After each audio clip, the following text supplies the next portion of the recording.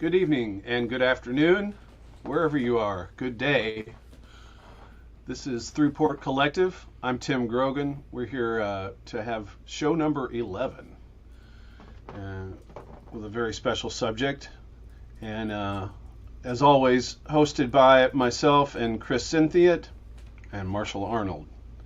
And we're just looking forward to having another show about a specific topic, and then of course all sort of little tangents that will go that are related, but we'll probably reel ourselves back in once we get out there a little bit and describe some other things. It's one of the things we love about this show, actually, is that we don't just kind of hover around one thing and only talk about gear and only talk about synthesizers. We love to share our knowledge and experience, not only of the team here, but with everyone on the live stream and in the chat room, and it's a great experience for us to all kind of share everything and up everyone's knowledge, and we all learn. I'm learning things all the time on this show. So thanks for being here and checking us out, and we're gonna have a good time tonight and talk about a little more of a serious subject. It's a syndrome. I hope everyone doesn't mind that we're on a kind of a serious subject tonight. Although there have been many jokes already about it. Yes, there have.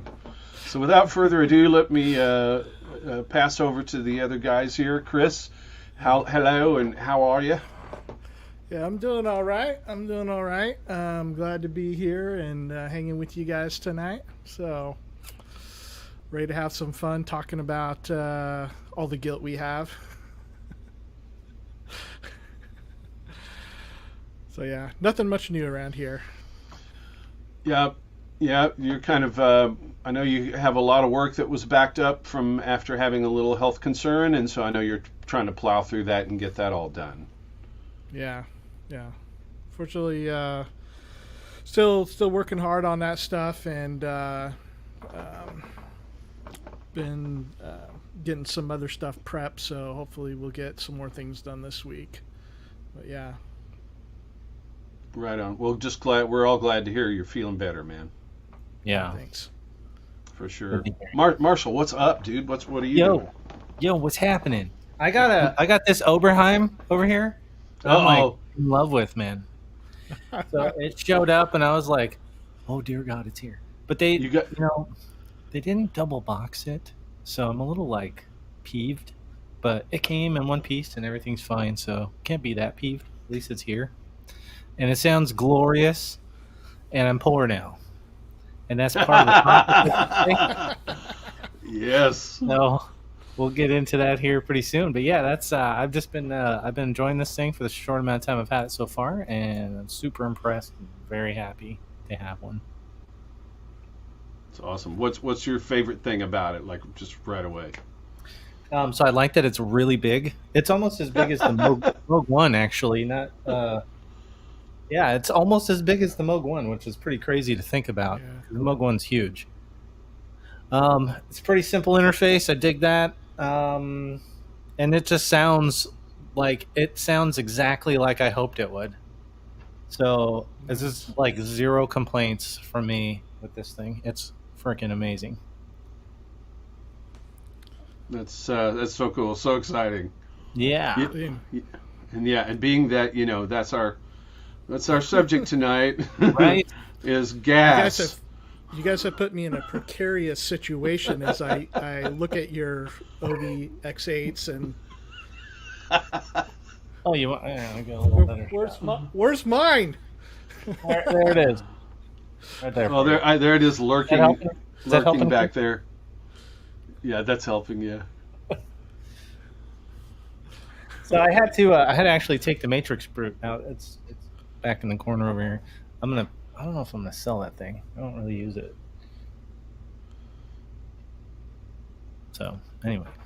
Yeah. Well, that's our subject, folks. As I was kind of alluding to, is good old G.A.S. Well, before we get into that, did we want to talk about absinthe? Absinthe, yeah. Oh, absolutely. Absinthe We have to talk about it.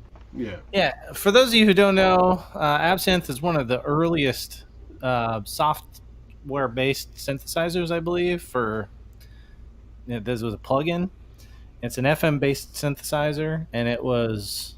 I think I have like an early version, like a super early one, but they have finally discontinued it.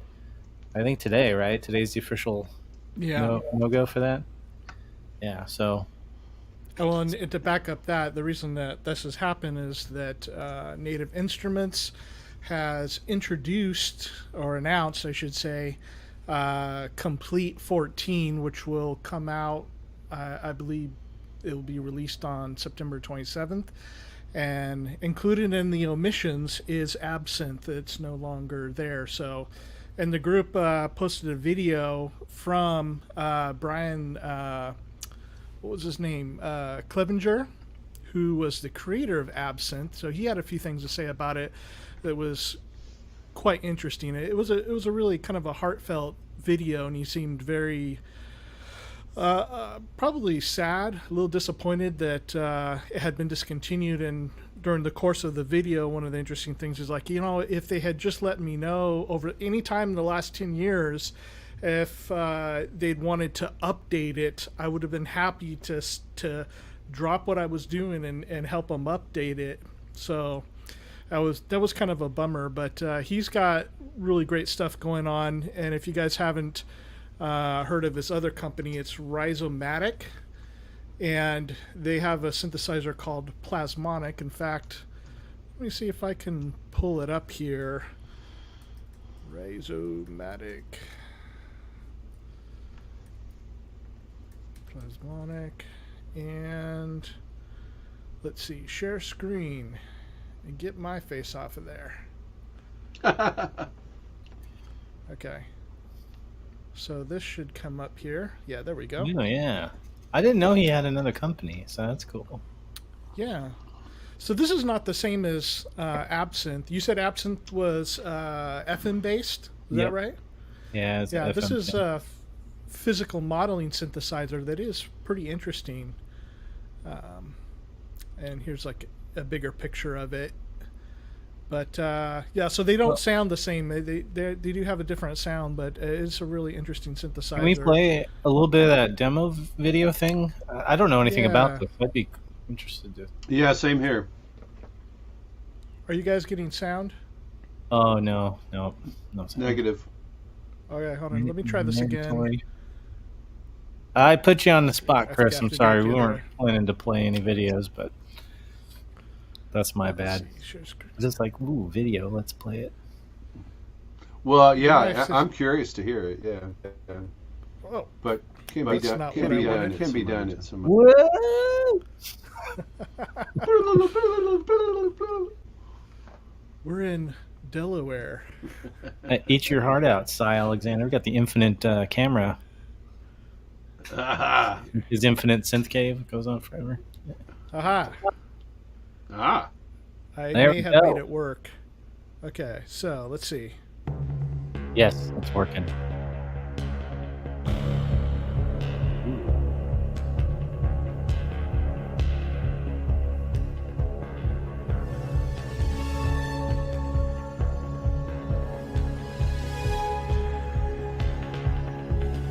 Dude, I like the interface too. It's well laid out.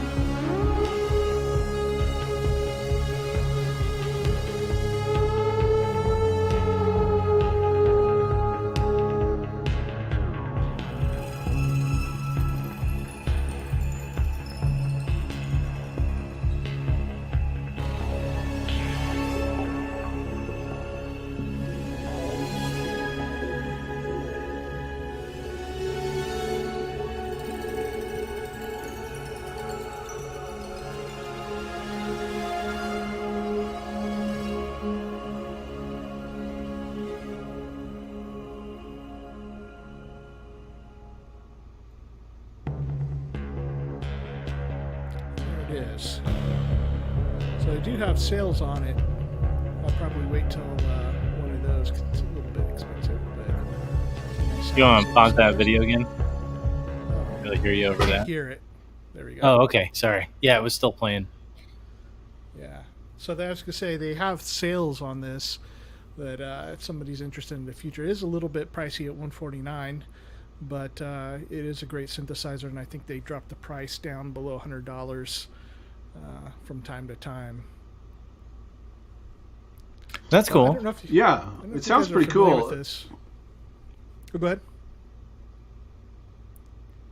So I may have interrupted one of you guys. Not at all. No, I was just like checking it out. But that's pretty cool.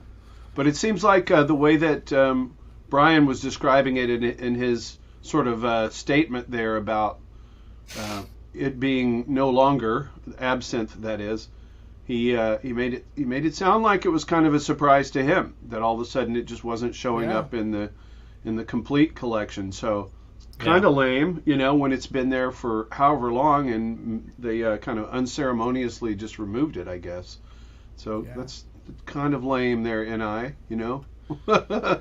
but such is the software world, I think, right? Yeah, they seem to be having a lot of problems, and I was checking out a thread on KVR about Complete 14, and it was almost universally negative about this latest update. I mean, they've got a platform which has to remain somewhat stable because they have so many third-party synths and sampling stuff for Contact, and so you understand like it takes a bit to keep that homogenized, but they haven't stayed current with a lot of things like resizable GUIs and also being like M1 native. They still haven't got that done, and it's been 2 years that Apple's had M1 architecture out. Yep. So guys, if you head over to the Thru Port Collective Facebook page, which if you guys are stopping by, please join us there. We got the video posted, and it says Absinthe 2000 to 2022, so it's old enough to drink beer. That's how old Absinthe is. Oh, wow. Yeah, I'd have to say, like, if you were looking to invest into a synthesizer at some point, that would have probably been a great one to invest in, because all that time you spent learning to use it would have been good for a long period of time. That's kind of an interesting thing to think about. Yeah. There's so many, like, I'm seeing a lot of software developers that are putting out stuff very, very cheap, but then not supporting it. And you go on threads on Gearspace or KVR, and they're like, this doesn't work, and they haven't done this. They've released 3 new plugins since they released this one that I have a problem with, and it's just kind of a money grab. And so I kind of appreciate when plugin developers will take the time to like really keep things current, do big updates. And there are a number of companies that are doing really great work that way.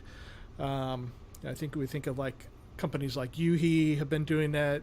Guys that I do work for, Pulsar Modular, also do a lot of work like that, where you're when you get something, it's going to be taken care of, and there are going to be updates and features added to it.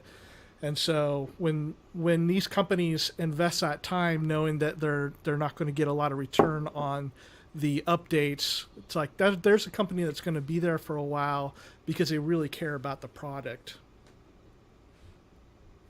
I love Aaron's comment. I have mixed feelings about being 21 years in a soft stuff. Here's the thing. It makes me kind of wonder, what do you guys think? Eventually some of these really famous and popular plugins are going to go away. Absinthe is kind of the latest one here, but do you think that there will be a time when people will pay ridiculous money for an old computer running Windows 10 that's got all these plugins that are ancient? Do you think that'll ever be a thing? Possibly, or some version of that. I mean, I can see that. I would speculate that it would be a little bit different, because as computer processors get more and more powerful, what instead would happen is I've seen like with vintage video games, like like Nintendo and Super Nintendo and Genesis and all that kind of stuff, where they built emulators that run on your regular PC or Mac, and that you're able to load ROMs for those games and still play them. And I would think, within a virtual environment like what are the companies, VMware, Fusion, and I can't remember what the other main Hypervisor one is. and Microsoft. There's VirtualBox. There's a bunch of like virtual machine forms. Yeah. So I think if you're as the processors get more and more powerful, and we can currently, I've got VMware Fusion on mine, so I can pull up Windows within a window and run it on here. Now, I mean, on my laptop, like I'm not going to be wanting to run a DAW in that. I mean, you could probably do some simple stuff, but as computers get better and better, to pull up some sort of 15, 20, 30-year-old software to run, I imagine that they'll probably have something like that. Or they have a lot of these plugin wrappers too. I've not used them, but I think there's some plugin wrappers that will allow you to load 32-bit. So, yeah, but I think that. Go ahead, Tim. No, I was just going to say, I really think, like, for the purists at heart that are just going to want to have that old computer as well, you know what I mean? Like, I realize it can all be emulated, right? But at the same time, there are going to be people out there that are like, but it's not the same. Yeah, I was actually going to make that comment. Like, it's going to happen if they are able to find a way to bring these old plugins into the future at some point through wrappers or some kind of weird emulation. Who knows what they're going to have in the future to handle a problem like that. The game analogy is kind of similar, I think. But yeah, I mean, somebody's gonna be like, it's not as good as the one that's running on my actual bare metal machine. So yeah, you never know. You never know what people are going to find valuable in the future. But that was something that kind of crossed my mind, because I was thinking, and I've run into this a little bit with one of the plugins I bought. One of the first plugins I bought was Motu's Symphonic Instrument or Symphonic Orchestra. I can't remember what it's called. Something like that. Symphonic Instrument. Yep. Yeah, and when platforms went 64-bit, that kind of I think something happened with Pro Tools too, and it like broke it. And so they wanted you to like download some sampler that they had, and you could load the stem, the part that contained all the sounds, into this like weird sampler that they had. And I can never get it to work ever again. So I've lost that plugin forever, and it was $300 or $400 at the time, which especially back then was like tons of money for me. I was like, man, I spent all this money. I only got a couple years out of this thing. Yeah, so I think if it's something that's like big hits are made with from today, you got kids growing up listening to these things, and in 20 years they may be like, man, what did they use to make this? Oh, it's some old plug-in from 20 years ago that you can't get anymore. I've definitely seen like some guys using old hardware, just to create it for the workflow, and kind of, and going back and kind of creating some older style electronica, but to have that stuff for the workflow, and I just look at it's like the really old stuff, man, like early sequencing and whatnot. And there's, some people are just kind of, there's different reasons for doing it, I think is what it is. Like, I think people have different reasons for jumping in on something like that, Well, that's interesting. Yeah, it's a good distinction between what the two types of people you guys both mentioned, because one is the person that's going to think that it's never going to sound the same if it's emulated, and I think I don't think they have as much ground to stand on, because as processing power gets bigger and the time spent on making good emulations, the distance sure narrows. But I think, like you said, the type of person that wants to do it the old way, or that's that very tactile kind of flow of working, I think they'd be the ones that would be most likely kind of keep it going. And so I think about some people that are like really into the 80s, like an Espen Craft or something like that, where it's like, you got to do it with the old hardware and all the old sequencers, and you don't use an editor to program it. You're going to hit that button and not use that slider, 30 times to adjust the cutoff, that kind of stuff. They really like that sort of thing. Workflow. Yeah, it's like exactly more authentic to them. The other thing, what was it? I just had something I was going to say and it just went away. Well, I think it would. It seems like if these things become popular again, I mean, like right now in the moment, we can hardly imagine that would ever be the case. But look at all the crazy 90s stuff that for a long time people, or early 2000s stuff that people are like, no, nobody cares about that anymore. It's junk. Well, this is... Yep. Sorry. How many times has it happened? This is what I was going to say. The thing is that even with digital stuff, they have tried bringing out the D50 I don't know how many times in different iterations, and it still doesn't sound exactly like the original, even though it's digital. So think about that for a little bit. So, I mean, in 20 years, and I think part of it is like, just technology has changed so much, and it's like, it'd be like going back and using like a computer that flew Apollo. You know what I mean? Like nobody knows how to even use that. Right. So there may be a situation at some point where something is in this realm, in the plug-in area. I could definitely see some people being all hardcore about it, like how some of our generation are really hardcore about some of the analog synths from the 80s and 70s.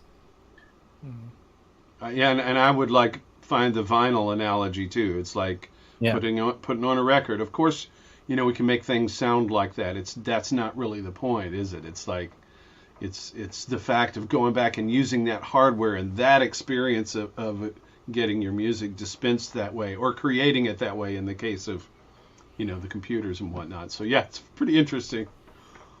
I'm sure there are a lot of people out there doing it that way. I know. Yeah, a lot of it these days, because the processing power is so good, it really seems like it comes down to the amount of time and effort they're willing to put into a good emulation. Right. And well, that really makes a difference.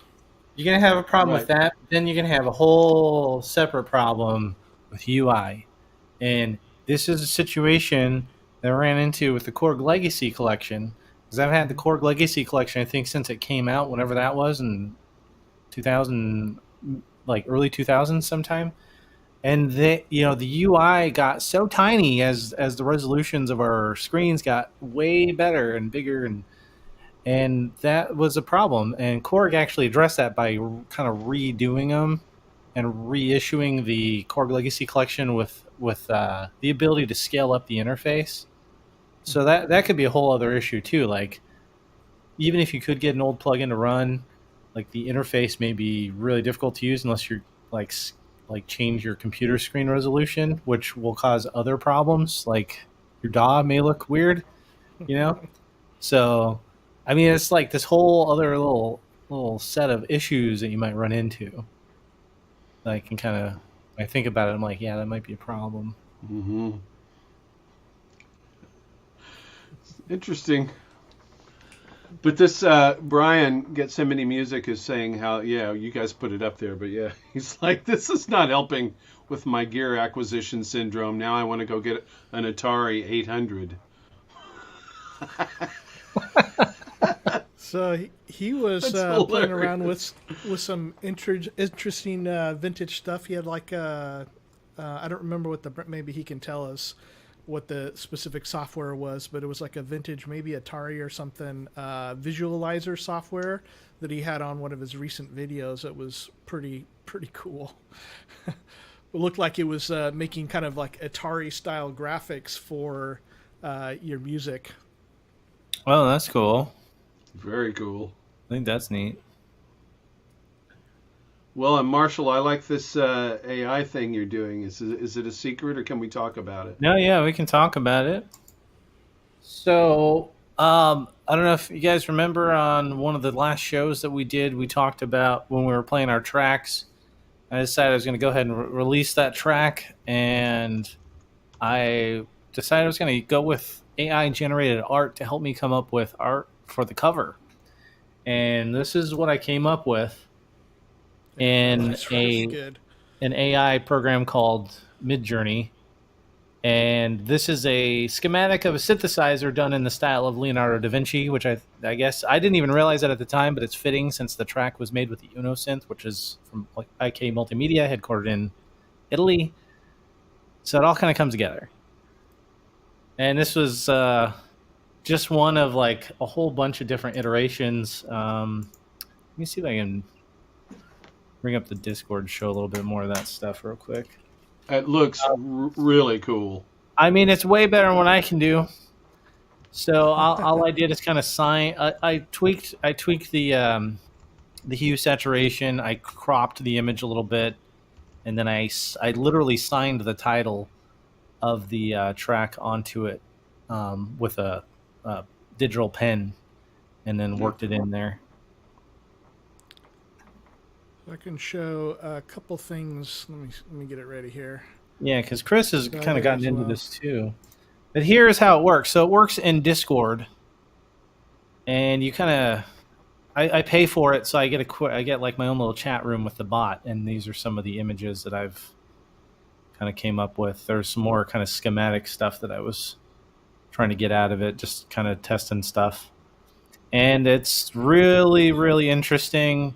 Some people hate it, but I think this is extremely, extremely useful for a lot of things. You know, I'm not a painter. I'm a music person, and I don't. There's no way I could have made something as cool as that piece of art that you know, by myself without commissioning an artist, which I kind of am with this AI bot. It's really, really cool. It's exciting. I love it. So I am not nearly as experienced with this as Marshall. I just started using it, but let me pull this up. Here's a few things that I've done. These are a collage because it will generate 4 variations per prompt. And so, like, I was messing around with some. 2 of these here are from Midjourney, and one is from. I can't remember what the other one was I was using. And so it's kind of like I gave it a prompt about tube amplifiers and then a whole bunch of descriptors as to how to describe this thing, like a steampunk or stuff like that. And so it had some pretty interesting results, some pretty cool looking stuff here in them. And then these are not upscaled here, but there's some kind of fascinating little things that it does. And the one thing that I found kind of interesting about it is that you would expect, I think I was talking with Marshall about this, I think, that you would expect, like with AI generated art, you would feel like it would get details right, like the specific sensory, but it would totally miss the vibe. And thinking about Data from Star Trek, that like he got things very literal, but he kind of missed the vibe and the jokes and things like that. And it turns out like this AI art is I think totally reversed.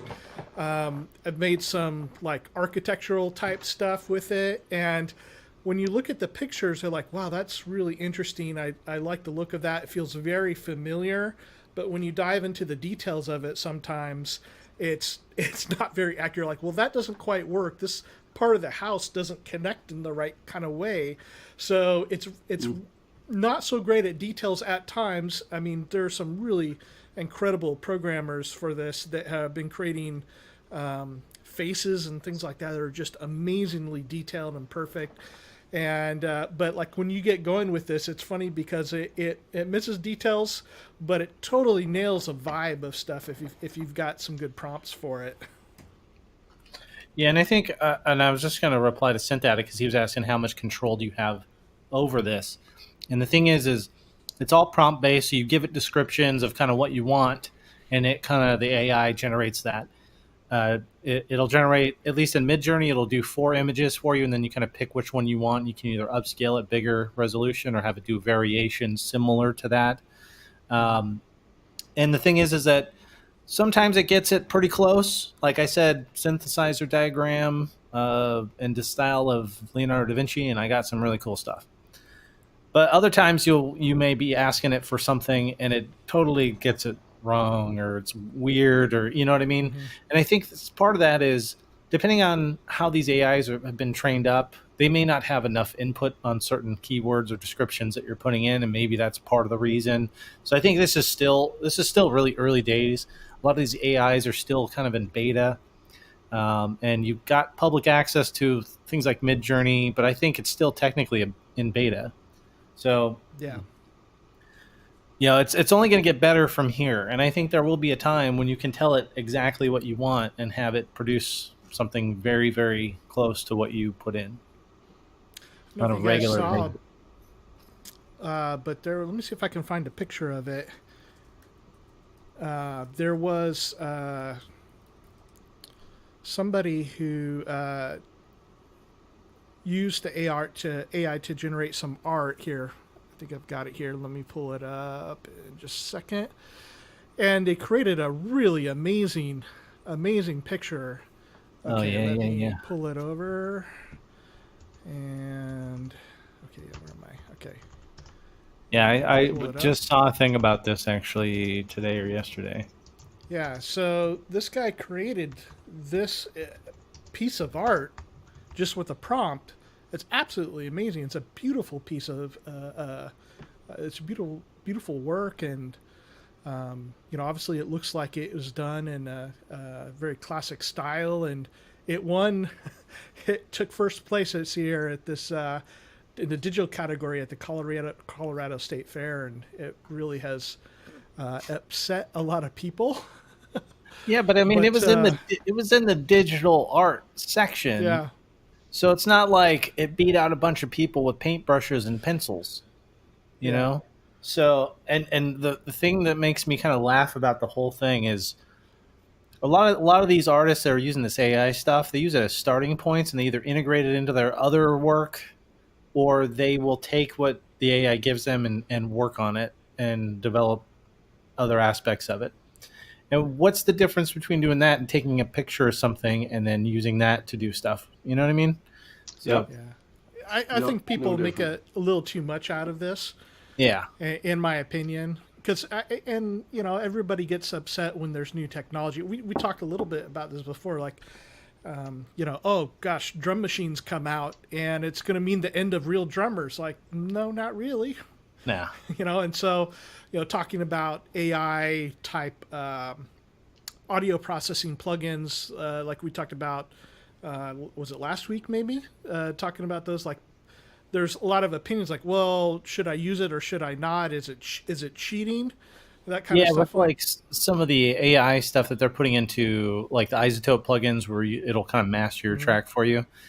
And I got a little bit of contention about that, but like especially after talking to you guys, I think I talked to you guys a little bit after the show about it too. And I realized, you guys are right. Actually, this is like having another person to listen to it and give you what they think it should sound like, and then you can kind of take it from there. That's basically what it is. Yeah. Look out, Tim. Yeah. They're coming after you. Well, and so, just quickly, my trajectory ran me right through all of that. Like, drum machines came out like when I was in before, like late teens or teenager area. And man, I was out there trying to make a living as a drummer. And so it was there was a moment, it was hanging in the air just for a second, like, uh-oh, what does this mean? What does it mean? Yeah. But so, but I went out, but one of the first obvious things about it was people didn't know how to program them to make them sound like a real drummer. And that in those days is what people wanted. They wanted it to sound kind of like a believable drum part. Uh-huh. And so what I realized was, okay, embrace the technology, learn how to program more like how a drummer would play, and then, become a programmer. Yeah. Program drums for people. So I did a bunch of that. And then, of course, that's not completely the course that it took, but like, I was just like, cool. All right. I'll just roll with this because it was super interesting to me anyway. And then, of course, you could make it do incredibly impossible things, So it was intriguing to me anyway. But I survived it. It's kind of like kind of like with synthesizers as well. Like people, a lot of normal people that I used to talk to, especially early on when I started getting into electronic music, they didn't consider electronic music like real music. And I think that's changed quite a bit in the last 20 years since I started. But seriously, there was a lot of people didn't think it was real music. They thought you just sat at your computer and push a button and you got all this stuff. Yep. And it's not that way with electronic music, and it's not really that way with the AI art stuff either. You've got to really craft your prompts appropriately to where the AI, you kind of got to understand like what the AI is going to do with certain things, and it helps you get better results. So it's not just like I type in something and I like the guy that made that artwork that won the show. Supposedly he had worked on that for like months, and there was like all kinds of different iterations that he had done, and it wasn't like he just hit a button and got that and sent it in. You know what I mean? Right. You still have a chance to be the arbiter of taste. Yes. You still have a chance to say, in my judgment, this is cool in art and kind of what I was going after, or not. Yeah. You know, it's. I think it's interesting that your attitude about it, Tim, in that moment, because like you stopped, there was something that come in and affect, your vocation, and you decided, well, let me see if I can make this work for me. And it actually makes a lot of sense that a drummer programming a drum machine is going to be pretty damn good. And one of the things that makes me think of is Queen in the 70s was very much this, no synthesizers, all of that. Yeah. And then in the 80s, they finally realized, like, hey, this stuff is here and it's okay. And then they really embraced it and started using it big time in their music. And who can, It's interesting how stigmas like that still kind of continued for decades after that even. Yeah. Like the computer musician was very much frowned upon for a long time. Yeah, and now all the major studios got computers in them, and they mix digitally, and everything's done digitally. Yeah, and I still think that an electronic musician does get sort of judged and passed off as like second rate by a lot of musicians that grew up playing an instrument directly and playing a traditional instrument. I really think that is still out there. It's surprising to me. But I live in Nashville. It's guitar town, right? So a lot of people look at synths and creating music in that way as sort of like cheating, like what you were saying. It's sort of like cheating. It's not like sitting there and learning it. But the truth is, there's always different levels and subtleties and things to learn, and you can take it other places than just twiddling a knob. You're not just pressing play, essentially, right, and twiddling a knob. Whatever's playing, someone you created that, right? I mean, you're already into the realm of arrangement and orchestration and timbres and sound design, and so it's way, way deeper than people think that just want to twang out on a guitar or whatever. But anyways, just jump in on that. I almost think like as an electronic musician, you do more than most regular musicians, because you're not only crafting the sounds, you're crafting the entire arrangement, and you're mixing and you're doing everything all by yourself, or maybe your electronic group or whatever. But most of that stuff is like, to me, and I don't know a whole lot about rock, like how to make it, but to me, it's always like there's only so much stuff you can do with a guitar, right? A guitar and a bass, like two guitars and a bass and some drums. It's kind of been done since the bass was created, which was when? 60s probably? Well, no. Solid body electric guitars started coming out in the late 40s, and the precision bass came out in about 1951 or so. Somebody could probably Google that. By a little bit, but so my point is they've been doing that thing for that long. Yeah. And the cool thing with synthesizers is it's just a whole other world of sound there. And especially when they first started coming out, nobody had ever heard anything like that stuff. And now we're kind of used to that because it's in everything now. There's synths in everything. Yeah, but there's always people that are going to push it. I mean, to take your, what you're talking about, like they've been doing this, rock and roll thing since the 50s. And if you can imagine, like, you're going through the 50s and there's guys like Chuck Berry and Buddy Holly, and you get into the early 60s, and where else can this go? We've done rock and roll for 15 years. How could it ever change? And all of a sudden, Jimi Hendrix comes on the scene and blows everybody's mind with a guitar style that was invented in 1954. And then, that goes for a while, and you get to 1978, and they're thinking, well, how can this go any further? I mean, we're now 10 years out from Jimi Hendrix. How can this change with the guitar? And you have an Eddie Van Halen that comes on the scene. Then there's always people, and I mean, that's just with the guitar scene. With the synthesizers, we've seen those progressions too, where like, where else does this go now? And then all of a sudden there's something crazy like dubstep on the scene. Well, I will tell you that the dubstep that everyone knows about from the popular stuff it's not really dubstep. Like, dubstep is really based in reggae, and one of the first labels I signed to in the early 2000s, the guy that ran that label was a dubstep artist. And it is not like Skrillex. Like, they call that bro step. So, but I don't know if it's a way to simplify the term. People just call it dubstep, but it's not real dubstep. Yeah, it's like a variation of it. Fake dubstep type stuff. I mean, yeah. And so for me, like when that stuff came out, I wasn't super into synthesizers. I was into like, mini moog type sounds. That's what I would have, stuff from the 70s. But to hear something like that come on the radio and go, what the hell is that? That's something new and different.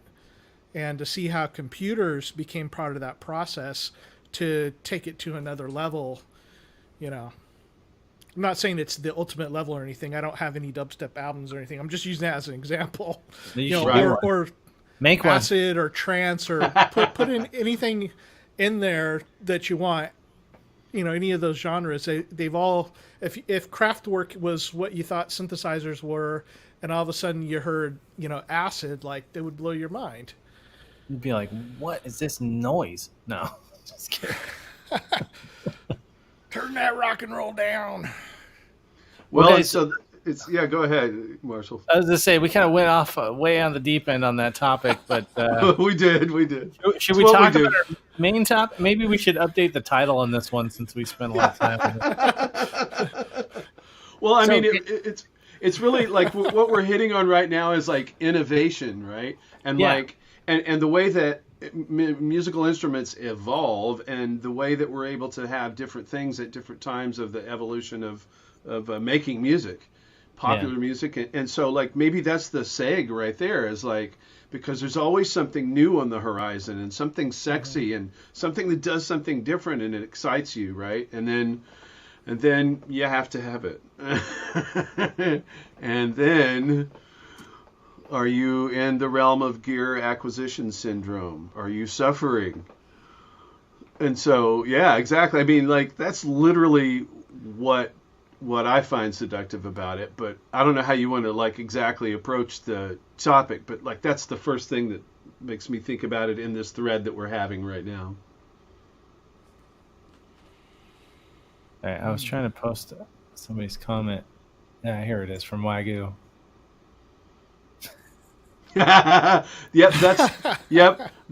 Absolutely. That's your daddy's electronica. Yeah. Oh my God. So yeah, I mean, that whole thing about the newest thing, getting all excited and getting all gassed up, and for anyone new to the game here doesn't know what that means, we're not talking about gas that you put in your car or gas that you heat your house with. We're talking about gear acquisition syndrome, which is a person who gets excited about new stuff and has to have it and spends all their money on new gear all the time. Constantly. Like this. Compulsively does it. I would say like this also, except this is just a small little green screen and I'm sitting by a cart in the alleyway. Right. And over to his right is the cardboard box that he sleeps in. I wish I was so lucky to have cardboard. I use newspaper. Right. Well, I'll send you the cardboard from my OBX8. You can live in that. I'd rather have Tim's because Tim's was double boxed. Oh, there you go. Twice the floor space for you. Well, and the really ironic thing about what you're saying, Cryss, is the fact that the reason you're homeless is because you're a gas sufferer, and so you have no more money, you have no more house, right. And then finally you had no more sense or anything. You just have a green screen. And a government phone. And an old OBX box. Yeah. Yeah, I mean, it's definitely a thing. Like, I've been people think I got all this stuff like yesterday, but it's like I've been buying equipment for 20 years, and it's not like I went and bought all this stuff like last year. So it's accumulated over time. Sorry. I do get excited over. Oh. It's imperfect. There you go. Well done. I didn't even see that. Oh man.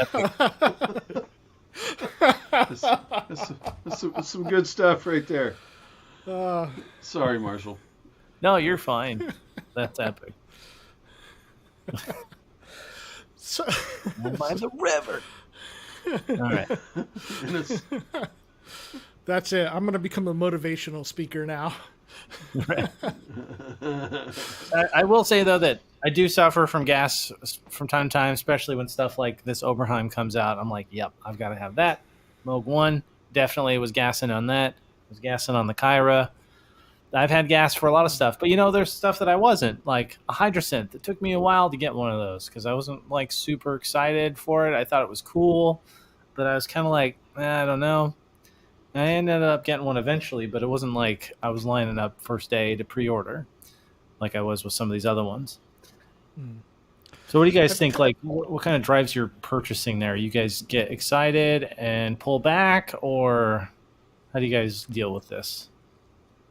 Cryss? I've kind of noticed something interesting that I think relates to perhaps our genetic wiring and the differences in our personality. Because, for instance, the three of us, as well as probably nearly everybody in the chat, are probably more of that mindset of, I want new, I want to check all this new gear out. I do have friends, I have known people that are not like that, just inherently don't have that same kind of drive. In fact, I've got some friends that are basically just like me, but worse because they have more money.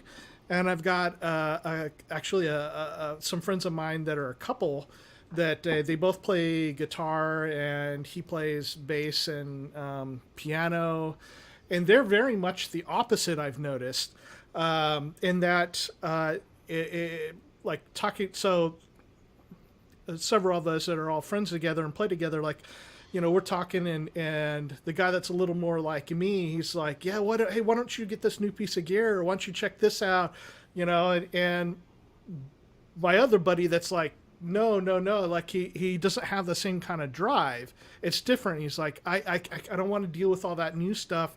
I want to work a little more on the gear that I have, or I'm going to kind of focus in on this, and it takes him a long time to make purchases because of that, versus my other buddy that's just like, as soon as something new drops, like, if it's interesting to him, it's like, it's done. He's got it. I got to have it. And I have definitely felt, more in that camp where most of my life is like, let me narrow down, let me refine, let me really perfect this. But then when it comes to this area of music gear in my life, I'm very much like, oh, that's interesting. I mean, for years and years, guitar players are just as bad or worse as synth players. And, for the kind of vintage craze hit about 15 years before it did for the synth market. and overdrive pedals are like crack.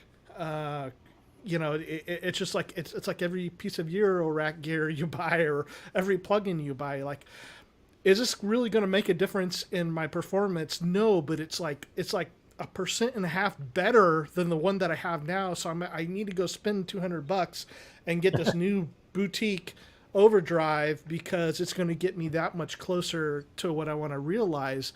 And about drives you nuts because every other week there's something new coming out, and you're on the forums and you're checking it out and you're reading about it and you're listening to videos and trying to get as much information you can. Is this one better? And one of the funny outcomes about that, I've been through a lot of pedals. I bought a lot of pedals and repaired them to make money to buy gear, which is how I got a lot of my gear over the last 30 years.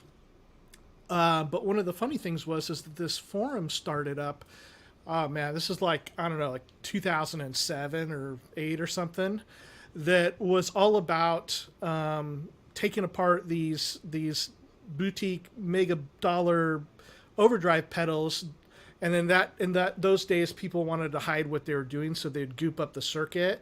And so these guys were getting a Dremel and chiseling it out and figuring out like, oh, this is just a modified tube screamer, but they've changed the tone control or they've added more gain. And it's just like all these little tweaks, variations on designs. Oh, this is another fuzz face or another classic design that's just been slightly tweaked, and now they put it in a fancy box and it's selling for $300. And so the funny thing is it kind of exposed like how much gear lust there is amongst musicians, because these guys were taking designs that were not new and they were not bringing really anything new to the table. But if you had a really great looking package, boy, you could really get some things going online that would, get everybody worked up about the latest and the greatest. So speaking of that, I want to ask the two of you guys a question. Have you ever gotten gas over something, bought it, and then it was terrible? Oh, yeah. Can you give us an example of the worst time you fell for the marketing hubbub and bought into something? I can do it with a synth, okay? Because I buy drums too, but and Cryss, you could share other instruments too. But the synth I bought was called a G.A.S. 8 by Korg, and it was when the DX7 had come out, and everybody had to have that synth, and I couldn't afford one. They were kind of on the pricey side, and I'm buying drums too, and just making a living as a musician, so I couldn't afford that. So I found Korg's version of an FM synth, which was the G.A.S. 8, and that was absolutely related to, I need this sound, everybody wants this sound, I need to be able to have it, I need to be able to make recordings with it. That was the absolute worst sounding FM synth I think I've ever heard. It was such I felt humiliated and abused, and it was terrible, and I felt just gullible for thinking I could get something that wasn't the same. For number one, it didn't have the same number of operators as a DX7, and it was just a disastrous choice on my part. And then the reality was, it was a disastrous synth. It was awful, and the funny thing is, I kept that synth until about maybe 10 years ago. So like I had it. So in other words, that's like 35 years or something of keeping that synth. And all it did was I used it as a controller a couple of times, and I don't know, a boat anchor maybe once, I forget. What's it, the Korg DS? That's it. It is. Oh yeah, my God. That's the worst synth that there's nothing redeeming about that synth whatsoever. It's terrible. And here's one thing. It's got full-size keys. I mean, it worked as a MIDI controller, okay. Well, they did. It's not like some of the trends we've seen in recent years where everything's got mini keys with short travel and they suck. Yeah. Yeah, Four I operator. wish it's 4 operator. And so I do wish that it had small keys because I wouldn't have bought it then. But it would have saved you. It would have saved me, man. Anyway, Ooh, that's my story about gas. We're checking prices on this now. You Oh, can have yeah. one again for Wow. $500. Those are expensive. Holy crap. Look at that one. Korg DS8 synthesizer keyboard. Nice sound. That pretty much says everything. Like, that's the best thing they can say about it. Nice sound. Feature-wise, this has a new battery. There you go. Oh man! All right, that's my story. Like the worst case, nice. Chris. Yeah. Gosh, I got to think here. I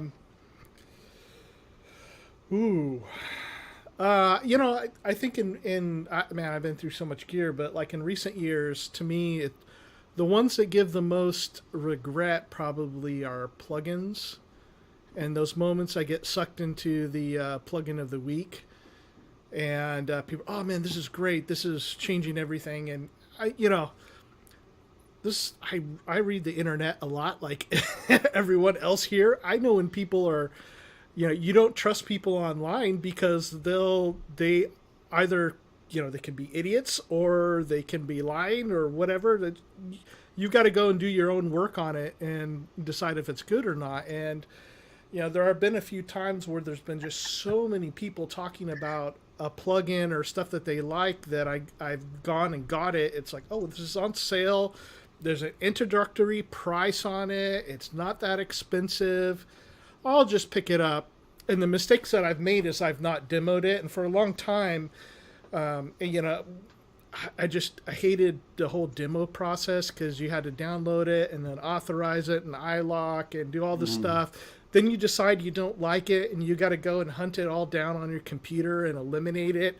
And it was just such a hassle that there was for a short time where I'd be just like, I'm not going to hassle with that. So this is not that expensive. I'm just going to buy it. And I'd buy something like that, and I'd be like, oh, this is crap. I can't believe I just bought another whatever plugin. And that's been a sore spot for me, and it's one of the things that I've had to do is like, okay, I recognize, like, I want to experience what everybody else is experiencing. I need to go download the demo of it and then really find out. And I swear my plugin purchasing has dropped, I don't know, to maybe a quarter of what it was before. Yeah, because gear acquisition doesn't necessarily have to be synths. It could be any kind of musical equipment or instrument or anything like that. So, the plug-in stuff, I don't buy a whole lot of plugins. I have a few that are kind of like the main staples, and especially once I started earning enough income to purchase hardware, I just went nuts on that. But there was one time when I was hoodwinked pretty bad. You bought Omnisphere and you regretted it? Oh, no way. Omnisphere is amazing. No, it was our everyone's favorite, Mr. PMW, Nick Bat. I used to watch the Sonic State podcast religiously, and there was, I think it was 2011, somewhere around there, when M Audio introduced the Venom. Do you guys remember the M Audio Venom?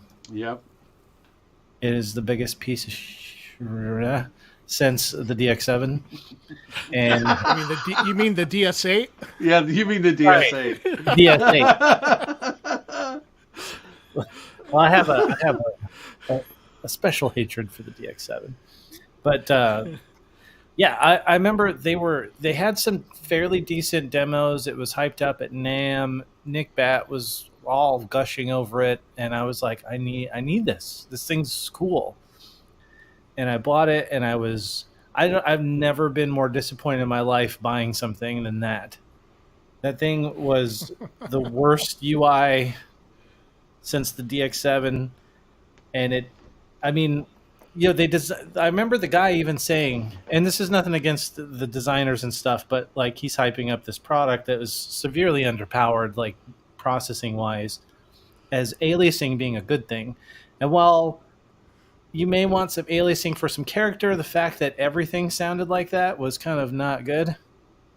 And you needed the software to really get into any of the real features of it. It was just, and it was like $600, and it was like just a big dongle.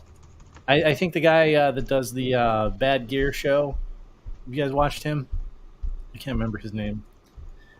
He's done a show just on that, on the Venom, talking about it's like a big giant dongle.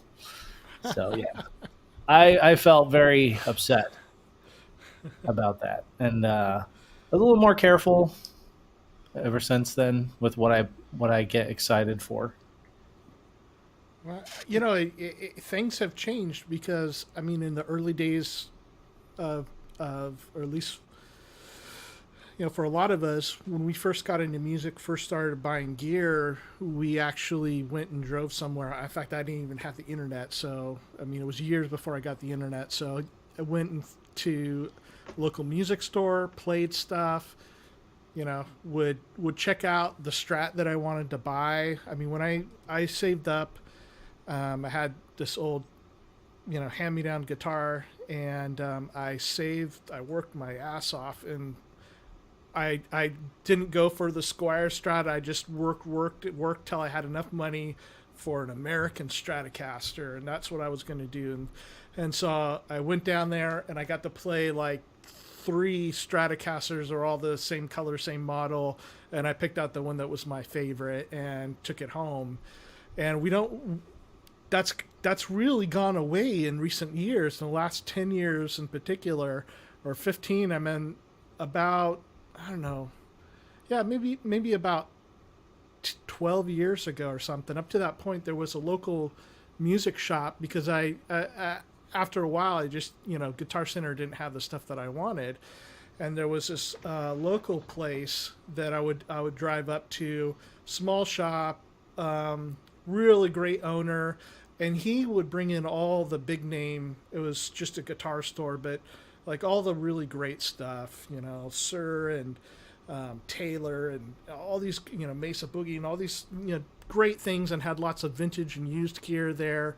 And I loved it. And I could go and I could sit and I could play it. My Stingray, the day I bought my Stingray bass, I played like probably 20 basses of varying models, and that one was the perfect one. And we don't really have those kind of opportunities anymore. Not so often anyway, to be able to try these things out beforehand, to know that the DS8 or the Venom is terrible, much less, and that's with, a digital synthesizer. Think about how much worse it is with guitars when you have organic substances that make up your guitar and you don't know exactly what you get until you play it.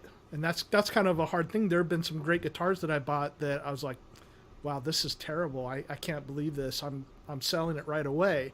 Yeah. And my last Strat that I bought right behind me is like wonderful. I mean, I wanted it because of the whole George Harrison thing, and it just happened to turn out that it was in a really incredible sounding Stratocaster, and so I lucked out. But we don't get those opportunities that much anymore. Are there? Oh, go ahead. Well, I was just going to say that's one of the reasons I used that Korg DS8 as my example for gear acquisition syndrome. Is I didn't even go down and try to check it out anywhere, and I could have, but I didn't even do that. I just saw it and was like, I have to have that. Mm-hmm. It's FM, and it's cheaper in the DX7. I can afford it. I'm getting it. So it's completely like that compulsion of like, that's it, I have to have it. It was very G.A.S. at the moment.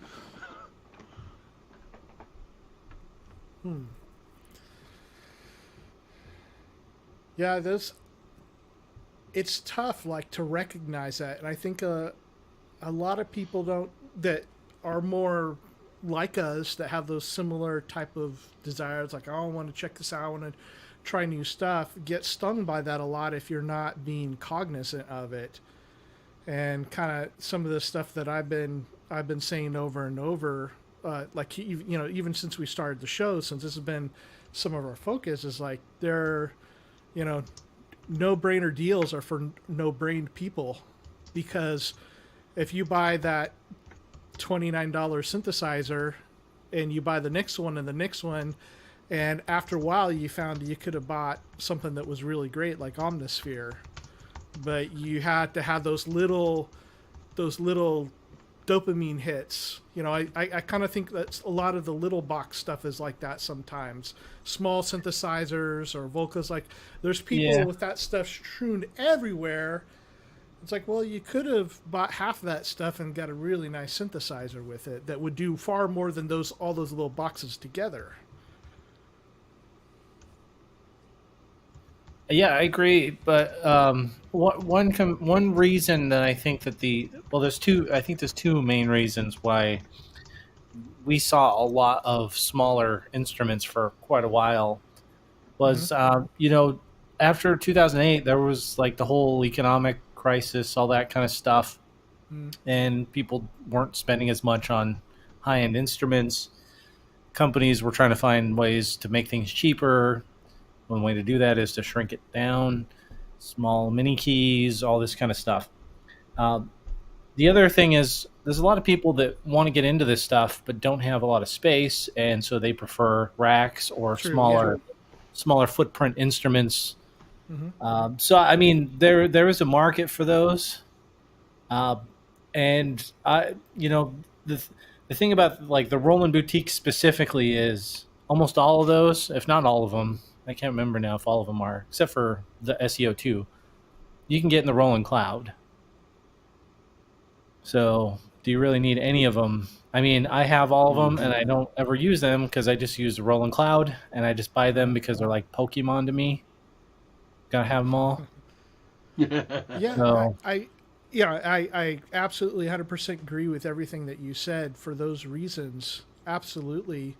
And there are different type of things that you can do. If you have 4 boutiques, you can have 4 sequences go on or whatever, which you couldn't do on a System 8. But the thing is that I hear a lot of people then complaining afterwards. They've bought the latest boutique and they're like, I know, but I'd really like to have a System 8. Like, well, you've got 5 or 6 boutiques. That's a lot more than a System 8 was, but they didn't want to exercise the discipline to save up for the thing that they wanted. Now, if somebody wants the boutiques and they don't want the System 8, more power to them. That's not what I'm getting at here. And I'm not. I've got I've got the JX03 there, but I have a System 8, and it's just the thing is that when you can tell that they did really want the better thing and that they should have saved, that there's not kind of the strategy laid out. They're not making those decisions in their life to go, I'm going to work towards that goal. They get caught up in I just need to have something new right now. I'd like to ask a question about sort of if this is like a subset of what gear acquisition syndrome is, and that is like brand worship. Is that sort of part of? I think the brand worship thing more kind of ties in. I don't know, because there are people that have a preference for brands, but I don't see it as big of a deal in the synth space as it is, say, in the computer space, like the whole Microsoft versus Apple kind of thing. There's definitely brand loyalty in that regard, and I was just talking to some friends the other day, and they were all over me about not having an iPhone, never getting an iPhone. So I don't know for sure if that's really plays into the acquisition part. Maybe if somebody's really diehard and they got to have whatever that company puts out no matter what, that could be. But I don't really know anybody that does that. But did we lose Cryss? I think we lost Cryss momentarily. I'm sure he'll be back. Oh, okay. Well, I mean, hopefully he'll be back. He could be gone forever. I mean, we don't know. Hopefully not, but... So I'm thinking about myself, Marshall, and so like the way that the first hardware synth that I rebought when I started getting back into this was the Moog Subsequent 37. And one of the reasons I was really attracted to it was when I was a kid, I was able to rent a mini Moog and do some music with it. Yeah.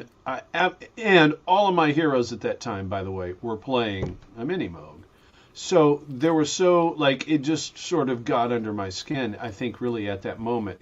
I equated the Moog brand to creativity and like coolness, and like everything of that nature. And so I still think that for me sort of pulls into it a little bit because I wanted Moog, like I wanted a bona fide Moog synthesizer that was analog. Sure. But the one thing I would say about you, Tim, is you got several Moogs, but you also have a bunch of other stuff. It's not like you're only working with Moogs, period. That's it. That's all you want. You don't. All the other brands are garbage. Right. No, for sure. No, but that was kind of my re-entry, I don't know, not compulsion, but anyway, motivation. Yeah. It's like, because I could tell, wow, that's a fantastic synth, and I played one. I did go play one.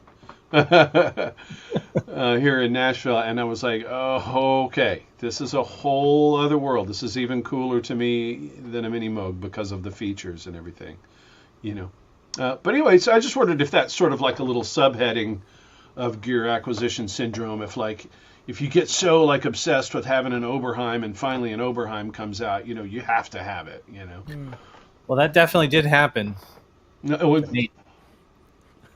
Oh, yeah, man. As soon as I heard that thing was coming out, I was calling my guy. Hey, guy. Put me on that list now. Yeah. And the same thing with the Moog 1. And most of the other stuff, I don't really pre-order that much stuff. But those were instruments that I was like, I'm getting one no matter what. Put me on the list. Yeah. So. Yeah. And you knew with this Oberheim and with Tom Oberheim being directly involved and how much care they had apparently taken to recreate this several synths in one, you just knew, oh man, that's one you'll never regret, But it was one that was rumored to be coming for a while. I think Dave Smith might have hinted at it a while back, shortly after he released the Prophet Rev 4. He had a couple of videos around Christmas time, I think, talking about how they were kind of working on something else. Couldn't really talk about it. And I was thinking maybe it's going to be a drum machine to replace the Tempest. But I think it was. Yeah. I think they were working on the OBX8. Probably, yeah. Yeah. So I wonder if, maybe we should pivot just a little bit, since we've really explored a lot about the topic of why we have this desire and this G.A.S. What about strategies to overcome it? Now, I have found myself in that position that two of my good buddies have something that I want really bad.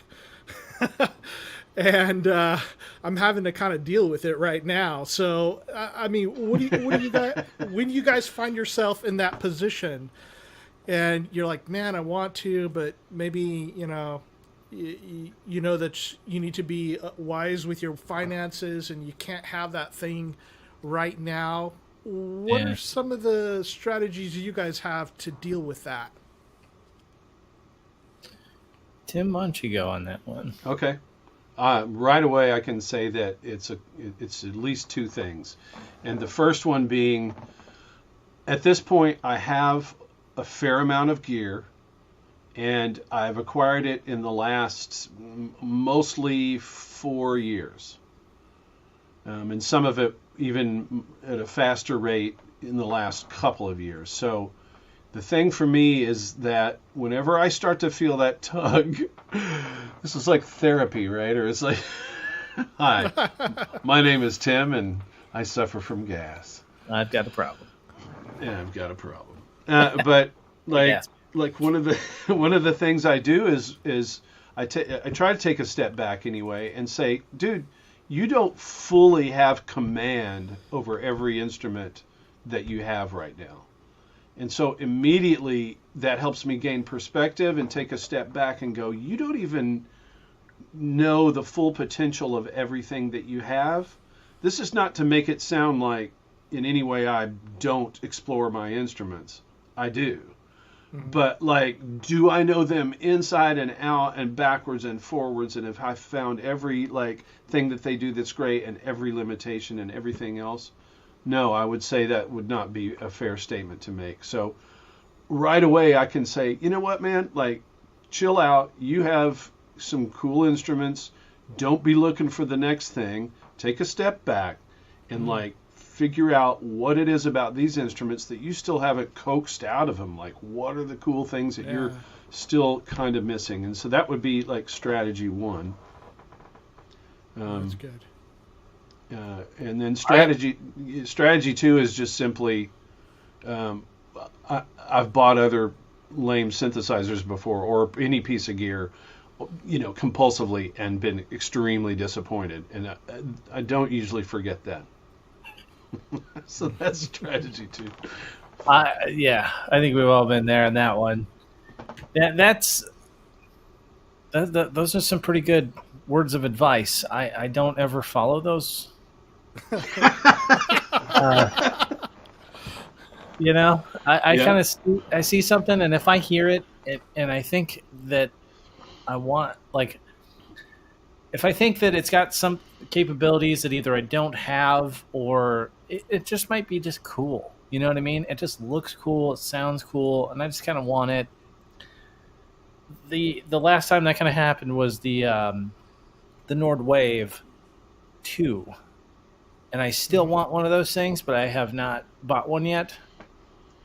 And I think I will eventually, but it's kind of one of those things where for me, like, if it's really pulling at me, I'm probably going to buy it. If it's something I think's really cool, but I'm not 100%, like I've got the original Nord Wave, and I know that the new one's got more polyphony and it's got some better workflow, since the other one's like over 10 years old now. It would be kind of nice to have, but I don't really need that. And it's not something so special like this OBX8 or this Moog 1 or something like that that's like, holy crap, I can't believe they even made that. So with some of those, like, I'm definitely a little bit more reserved. But if it's a crazy, ridiculous thing, I'm probably going to try and get one. So I kind of don't do what Tim does. And I think part of it is, sometimes, like what they did with the ARP 2600 from Korg, the big one, they only made a few hundred of those.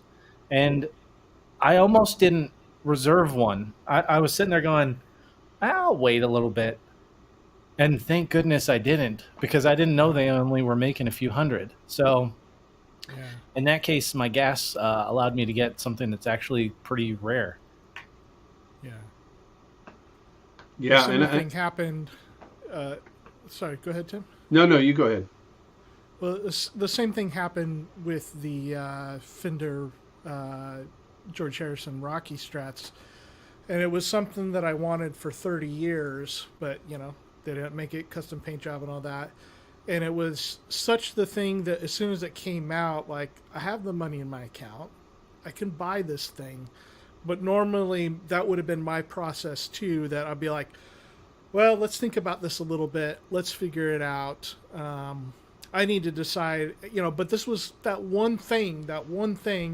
And then as soon as I read that it was limited edition, I smartly grabbed it, and they're going for double the price now, used on Reverb, and it's nuts. And I got lucky with that, because I got it very cheaply. But yeah, I mean, there are those times where we're being ready to go, but of course you had the money to be able to do it, and that's not a position that everybody is in. That's true, because that can be definitely a limiting factor. Even though you may have the gas, you don't have the cash. So, and I'm not made out of money, so there are times when I don't have money and I want to get stuff, but luckily I've been in good positions when these things have hit. So I guess I've just been kind of lucky, but just to clarify, that's my strategy to fight gear acquisition syndrome. I am not always successful yeah. with my strategy. Just to be clear, it seems a couple people in the chat room were like, oh, wow, sure, yeah, great. Yeah, no, I'm not always successful, but that's one way I can try to, like, equalize my brain for a second before I lose my mind and become 12 years old again, like I'm looking through a Ludwig catalog for drums and freak out. I have to have that. I got to have it. Need that. Well, it's important to think, for a moment, at least from our perspective, that we're talking like we're in the throes of middle age and have built up a little more for our life, and not everybody's in that position. And I used to not be in that position, and I know you guys too, that at some point in our lives where we've had the gear lust, and we've wanted to have that stuff, that there's had to be other you got to pay your rent first, at least you hope so. And for me, a lot of it for most of my life was making sure so my strategy through like most of my 20s, teens, 20s, in the early 30s was to buy and sell. And so if I wanted something that was like a little bit more pricey, it meant that I needed to sell some other stuff. Even if I had the money in the account that I could actually buy it, it's like, well, let me make up for this. If I want this amplifier, well, then I need to figure out what other of my amplifiers I need to sell. And it was a good strategy, and also like narrowing down and keeping kind of honed in on very particular pieces of gear and getting rid of it, extraneous stuff like, well, out of these 6 amplifiers, this is the one that I don't really like as much, or I'm not using as much. And sometimes you end up, the sad thing about that is sometimes you end up selling stuff that you do really like, but it's just a financial matter that, okay, if I need this other thing that I want more, I'm going to have to sell it. And so I did a lot of to work for my gear. Like, I mean, I worked as a musician, that paid the bills, and I repaired stuff to make money for gear. And so it was nice because it was like that money I knew I had to play with. And so I would, fix stuff, sell it on eBay, and bring money in that way. And then if I needed a bigger purchase, then it meant like selling something else that I had. I hate selling stuff. I hate messing with eBay or Reverb and going through that process. It's a pain in the butt. And if you got somebody that's, an idiot or somebody that wants to screw you over, then that sucks. But it's part of the process of not having tons and tons of money. It's just something that you got to do. But the other things that I think I probably, in more recent years that I tend to try to do would kind of follow like what Tim said of finding something that I have not explored to its full extent. And one of the nice things about having plugins is that they're generally pretty cheap. Even moderately priced ones compared to any piece of hardware is usually way, way, way less money. A plug-in delay from Valhalla costs $50 compared to Timeline, which what are they up to now? Like $500 or something? I don't know. It's a lot less money, so you can have a lot more things for your money in plugins, which is nice.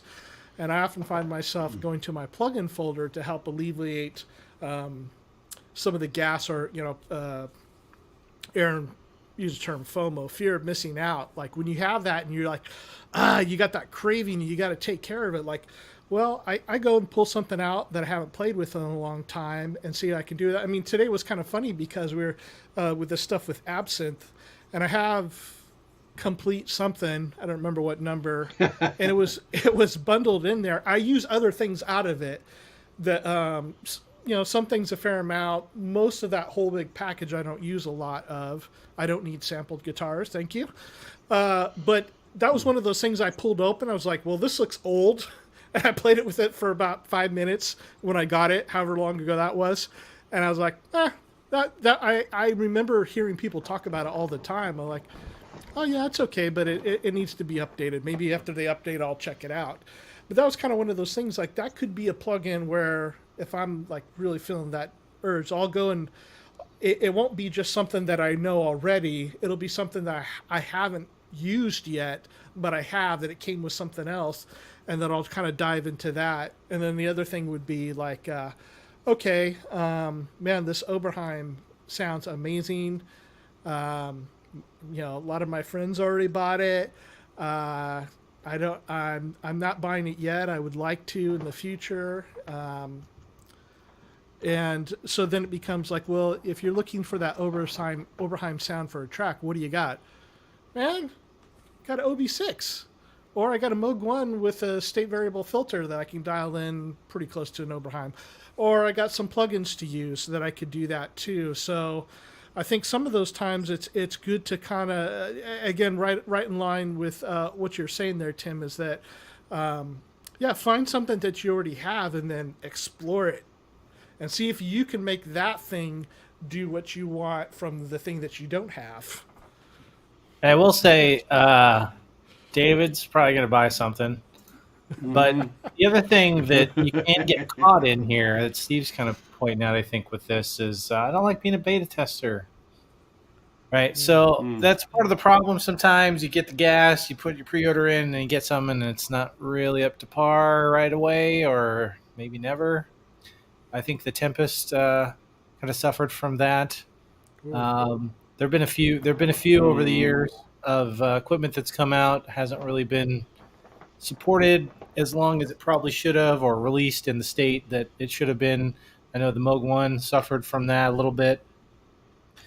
And it's infuriating, especially when you have put a lot of money into something and you get it and it's buggy as heck. So that is a problem. And I don't know that I've got anything. The Moog 1 is probably the last thing I got that was really kind of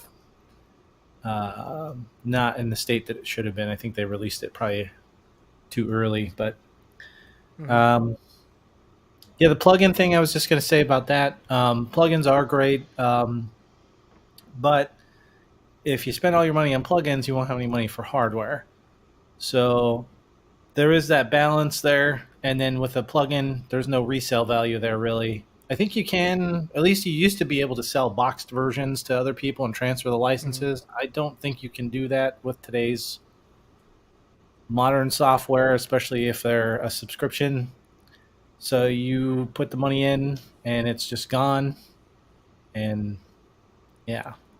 So it would be similar, like what you had said to me about like the boutiques. Like some people want that form factor and the space and what it brings with it. And it would be the same thing for plugins too. Like I don't mind working in the box. I like to do that. And there's sometimes where some plugin offers me something that the hardware doesn't. So for instance, the Korg MS-20 sound, the new Arturia plugin is phenomenal. It sounds so much better than the Korg Collection one. And I had really thought about buying an MS-20 or the Behringer version or something. And when I sat and I played with the Arturia one, which I got in the collection, I was like, wow, this thing sounds really good. The modeling's amazing. But also now I can do, it has polyphony, so I can do things that the hardware can't. But to your point, though, that is a good point. Like if you're satisfying the craving by just buying a plugin and you're not saving up for that thing that you really want, if it's a piece of hardware, then yeah, absolutely. That can be a trap just as much as, whatever little things I was talking about before. And even in plugins, like I'd said before, like if you buy a bunch of Cherry Audio stuff and you should just saved up and got Omnisphere or something, that would be a similar situation. Well, and I would also say, the thing is you save up some money, you get some hardware, and you can turn around to sell that hardware to fund your next thing if you need to or want to. Mm-hmm. And you basically can't do that with software. So that can, like you said, it can be a trap. You get stuck in that loop if you're trying to satisfy your G.A.S with only plugins. Mm-hmm. The jokes just write themselves. Just buy Omnisphere. Yes, Omnisphere. I mean, oh my God. So I have a screenshot. I just wanted to bring it up. Yeah, if you guys can share that screen for a second, I wanted to talk about something on there. Yeah. Gotcha. Okay, so this is my little live rig now that I've just put together a week before the gig. So, for one thing, ladies and gentlemen, don't do that. When it's modular and you're buying modules you've never used before in a case you've never used before in a setting that you've never used before, I don't recommend that you do this. So I finally eked out some music today, and I think I might have had a little gear acquisition syndrome suffering from a couple of the things that are in that Eurorack case. Let me go to it, and then, well, it's all right. Anyway, yeah, the Studio Electronics, they make some really great modules, and they sound killer. But I want to comment, for anyone else that's considering buying, they have a 2600 sounding module. It's in the style of an ARP 2600, and they have one that's sort of in the style of an ARP 2600 that has Jupiter/Juno style filters, so more Roland style filters on it. So it has a different character. They're both really, really cool. What's lame about them, the only thing that's lame about them, but it's a big problem, is that the pitch tracking by Octave 1, it's already a few cents flat. And by Octave 2, it's almost a half step flat. Whoa. Well, yeah, that's not good. And so I tried, playing it not only from the Keystep Pro there that's in the picture, but I also tried just sequencing it with some other devices. And no matter what I did, anytime it made that sort of a jump, it was just dropping flat. Both of those units suffers from the same thing. So just kind of word of warning, I'll update everybody. I'm hoping that it's a calibration move I can make, but they both have that because I bought both of those modules. Does it have calibration trimmers on the backside? That's the thing. I don't know. Yeah, you might check that, because there should be a way to recalibrate it. So one should set your center pitch, and one will set the scaling. Right. Yep. I realize that that's the potential there, but I haven't done it yet, and I'm trying to. The bad news for me is I suffered a little bit from just seeing those, hearing them, and going, that will work to help me set up a rack to take to play this live gig. Because the truth is, it wasn't just a compulsive buy. I got kind of accidentally put on this gig, and then I told myself, cool, I will go and do the gig, but this means I have to come up with like a live rig. So right. in a little bit in my defense, I kind of had to jump and find some modules I thought were cool and throw them together with very little time. Yeah, anyway, and that was with a purpose. That's definitely, to help you get out and do your performance. It was a necessity rather than I mean, I'm sure you wanted those too, right? It wasn't like you weren't like. It's not going to hurt. Yeah. Yeah, I didn't really need them though in my studio. But I did need voices, some kind of synth voices, to take out live, because I didn't really have anything like that, because most everything I have is keyboard already, attached, Yes. So I did have to kind of make a move. But anyway, I'd like to come back and on a future show I'll update as to how that worked out. Cool. Because that's kind of a thing. Anyway, and so and let us know how the show goes. Oh yeah, I will. Are you going to get some video of that? Maybe I'm going to get some video of it and hopefully some board feed audio. So yeah. Sweet. Is there a way from your key step? I know you've got the bigger key step. Is there a way to adjust per channel the key tracking, to where you could go past 100% key tracking for that sequencer lane or whatever they're calling it, that the sequence that you're running from that key step into just that module, you could compensate, at least for now, by having more than 100% key tracking. So the key, right. what the key step is sending is sharper and sharper as you go up. That would Right. compensate for that module being flat. I don't know if it has that or not, and I'm not inclined to do that. It's the module's fault, and I know it because I've used that key step in a number of other settings. And yeah, yeah. I mean, And that's a I'm cool solution. I mean, yeah, just as a workaround, not as a permanent solution. No, I dig it. Yeah, no, that's a great thought. And I haven't looked. I'm a little irked right now, as you can tell. So I'm just like, so here's the funny thing. Just quickly, I bought another module to replace it, a different brand, a different thing. So because I need something to make sound. Yeah. So funny enough, I've bought something else. I bought the IntelliGel Aquarius.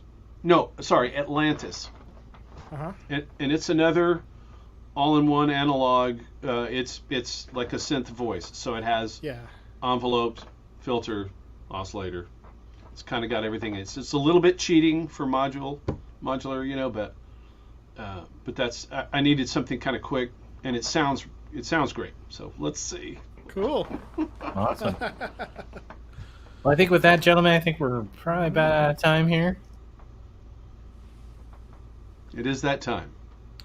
So I did just want to mention once again to everybody that you can, if you would like, join us on Facebook in the Thru Port Collective Facebook group, and come say hi to us over there when you get a chance. Please do, yeah.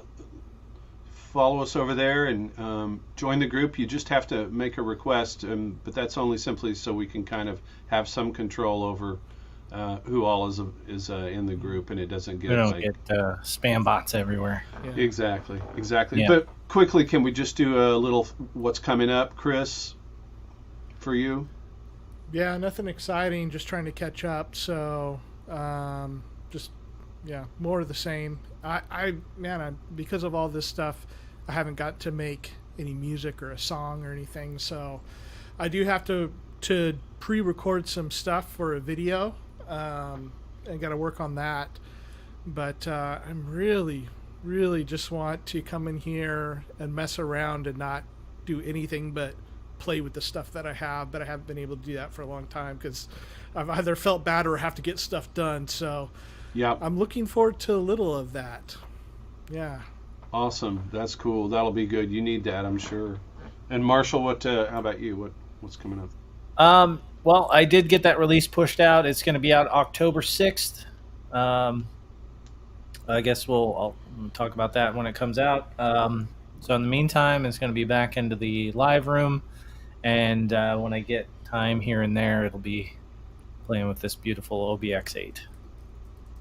Nice, sweet, cool. And yeah, all I have is that gig coming up and whatever, just sort of my normal stuff. So nothing too exciting or earth-shattering. So, all right, well, cool. I just wanted to check back in and go around with us. Thanks everybody for being here tonight. Everybody in the chat and everybody who's going to subsequently even watch this show. We appreciate you checking us out and hope you like the style of what we do and our topics and the fact that we don't over-accentuate any particular part of the show. I think we like going on tangents and sharing everybody's knowledge, and hopefully everyone likes that approach in the show. So anyway, we will see you next week at the same time, and please join us in if you can. All right. All right. See ya.